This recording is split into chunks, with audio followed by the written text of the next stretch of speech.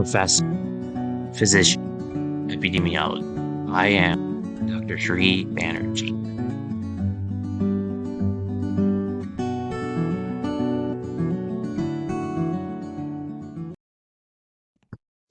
Hello, everyone. I'm Dr. Sri Banerjee, core faculty for the College of Health Sciences and Public Policy at Walden University. I know, I know. You're looking at another scholarly paper, which you don't want to be going over.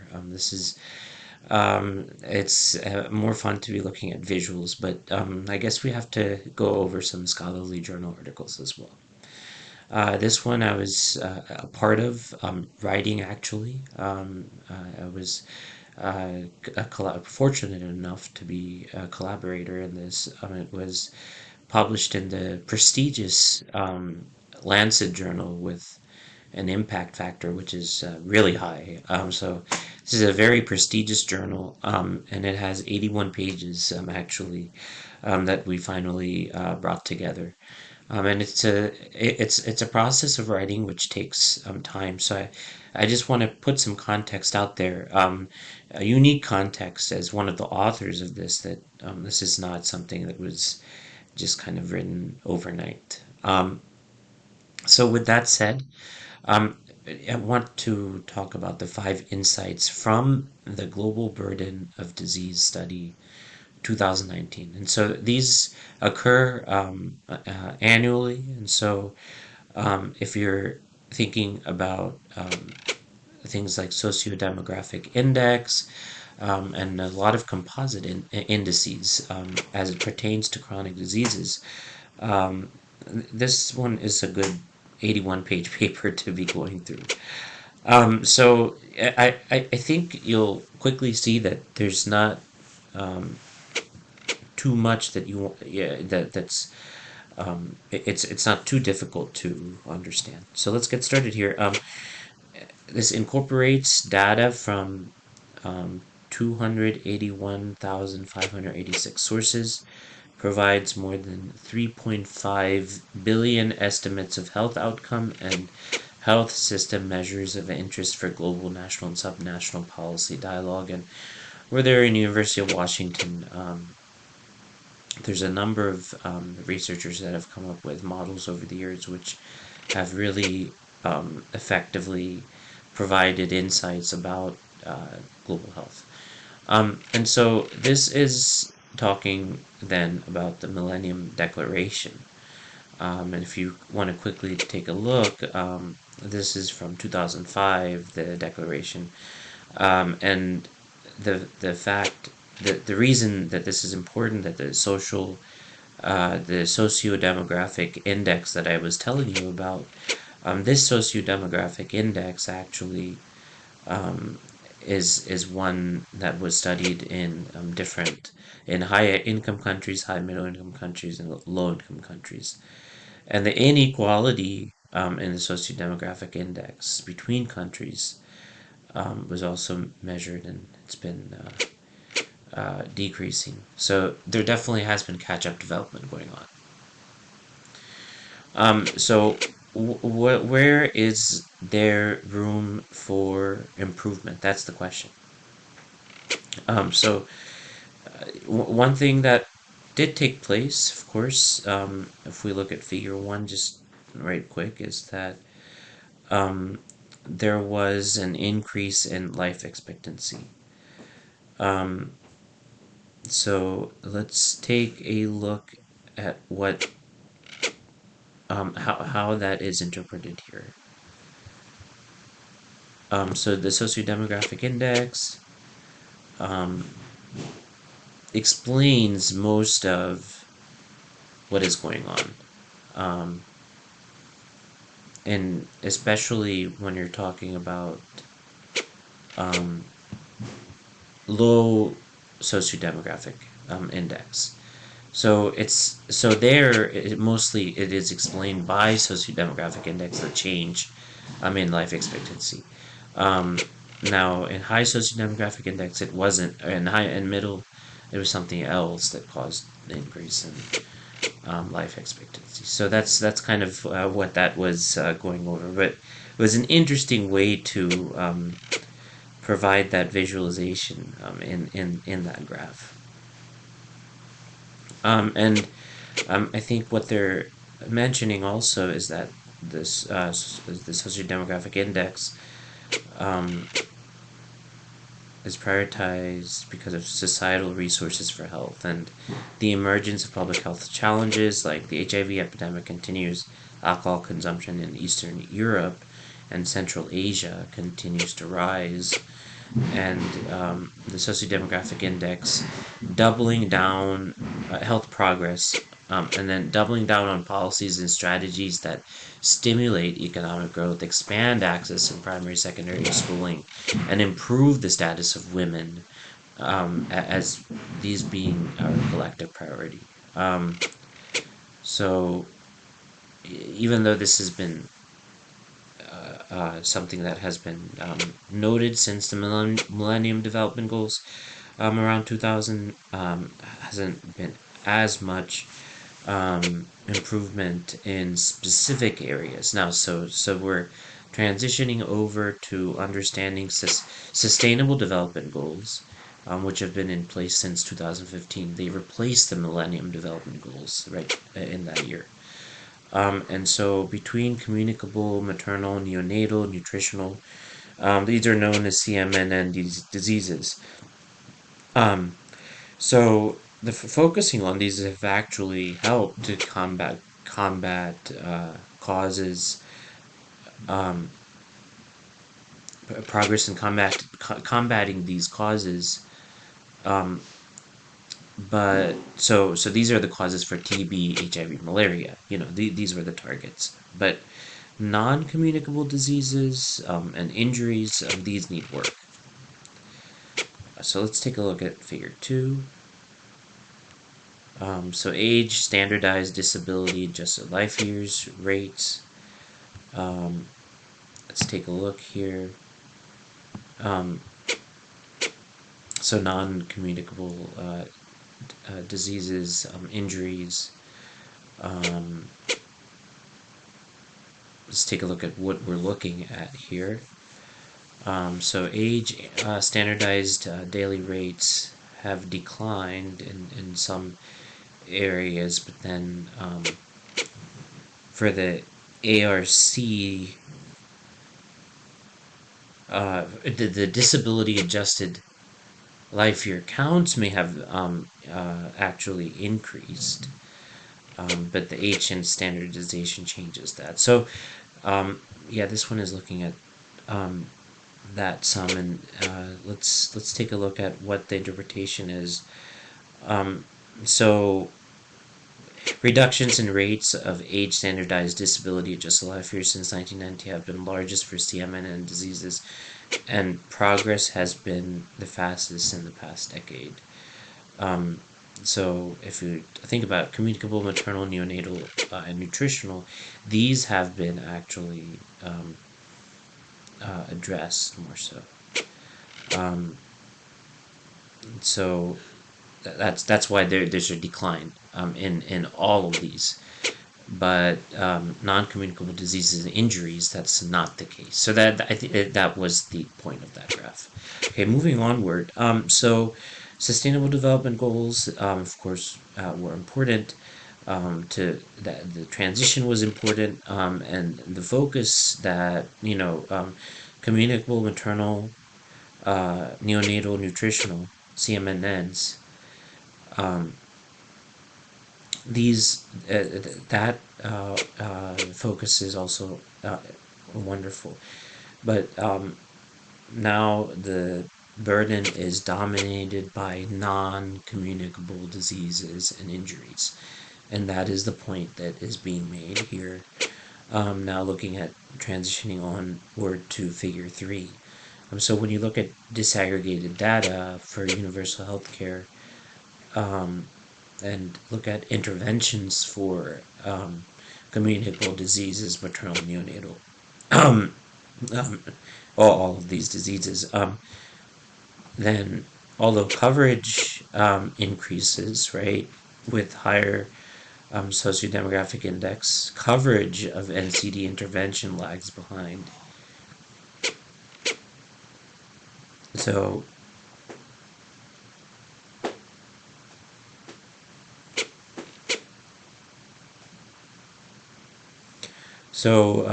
what they're trying to show here is that a lot of these communicable diseases, there's the average universal healthcare effective coverage index rises, and these are 204 countries.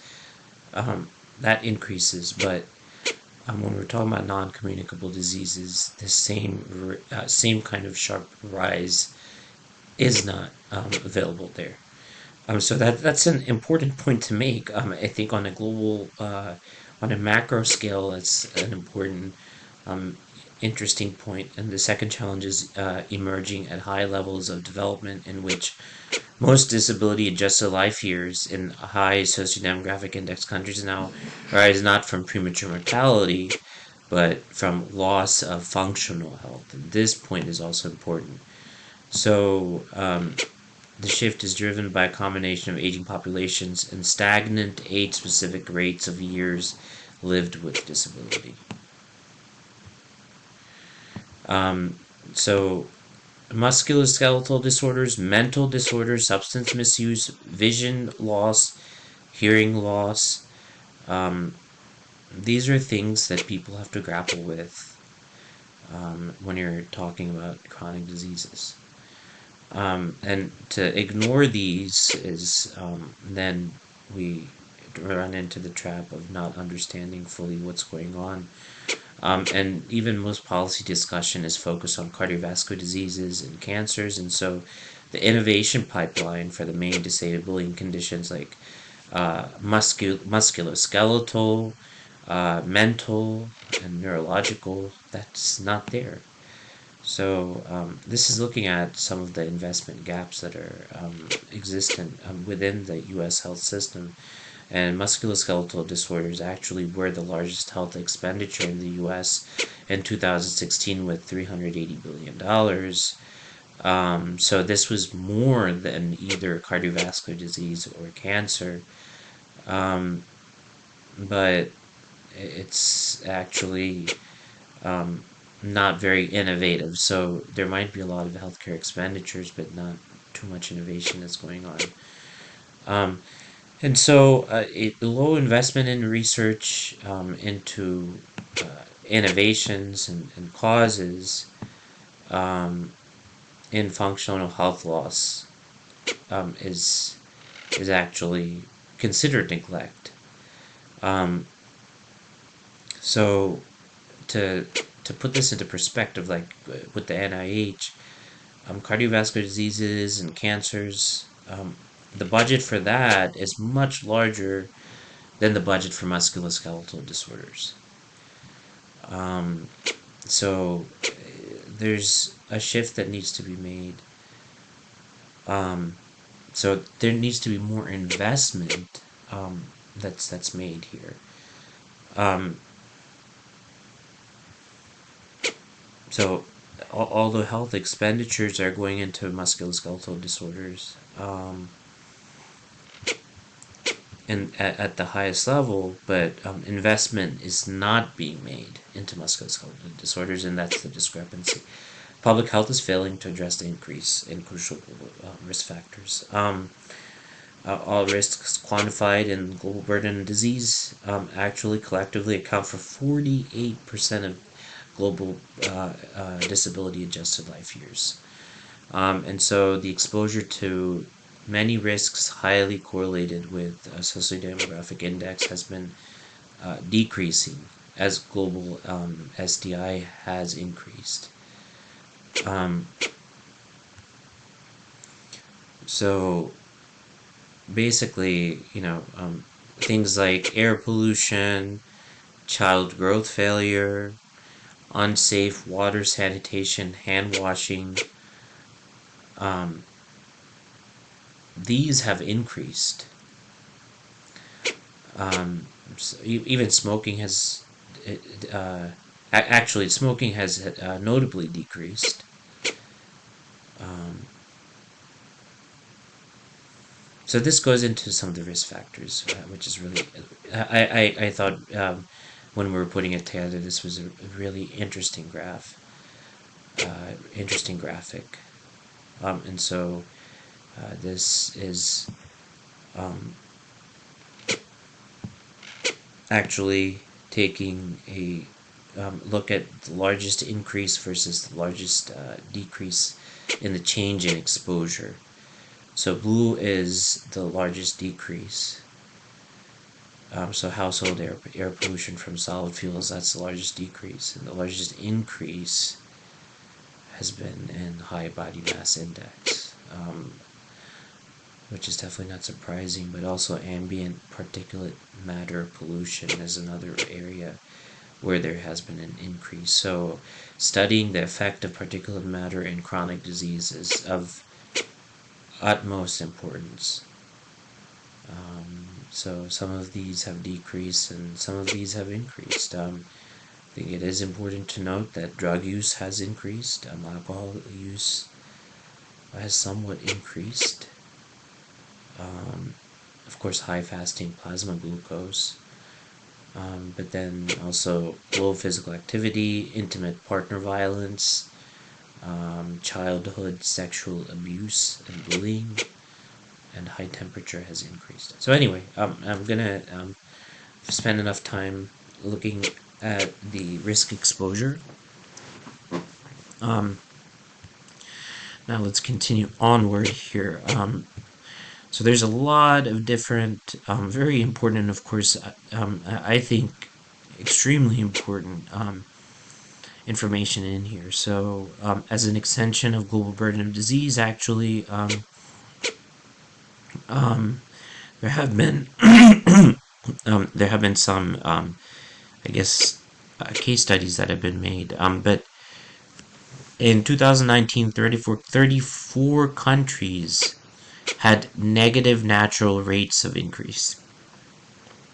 So, like for instance, the crude death rate would be greater than the crude birth rate, and so natural rate of increase is negative, and so there's absence of net immigration. Populations, of course, will start to decrease, and so that's this sort of population kind of shifting is important to note, and the fertility rates, how these are changing, is also important to note.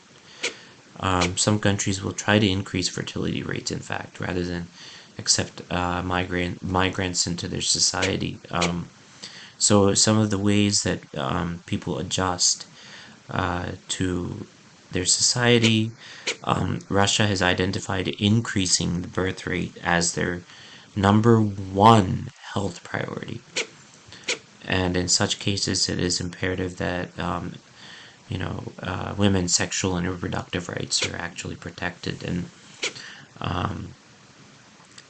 recently, there has been an overturning of some of the reproductive rights. Some would argue, many would argue, and I am of that stance as well. The reversal of Roe v. Wade and the potential stringent control of reproductive rights is, in fact, a very major step back for women's rights. Anyway, moving along here, just talking about the conclusion of a lot of this. So communicable diseases, maternal neonatal diseases, these have been reduced, and global collective action has really allowed for this to take place, and that should be celebrated. There's some what they call catch-up social and economic development, which is also fueling some growth. But in the past 70 years, even though there's been a large sustained improvement in health, there's some really crucial risks that are growing, and those include high fasting plasma glucose, ambient particulate matter, high BMI, and stagnant exposure to many other behavioral risks, diet quality, physical activity, which might slow progress. So tracking some of this progress, of course, is very challenging and really requires a lot of important considerations when you're thinking about this. Um, this is kind of a comprehensive list of a lot of different participants, but I think these insights are good to take with us to show that we are making progress in certain areas globally, but then in other areas in chronic diseases that there's definitely a lot of important progress to be made. And some of the risk factors, I think, going back to this table right here, how these changes have occurred and where there is work to be done can provide some really good insight. So this is how you would pick apart a paper and take a look at it. Thank you for listening.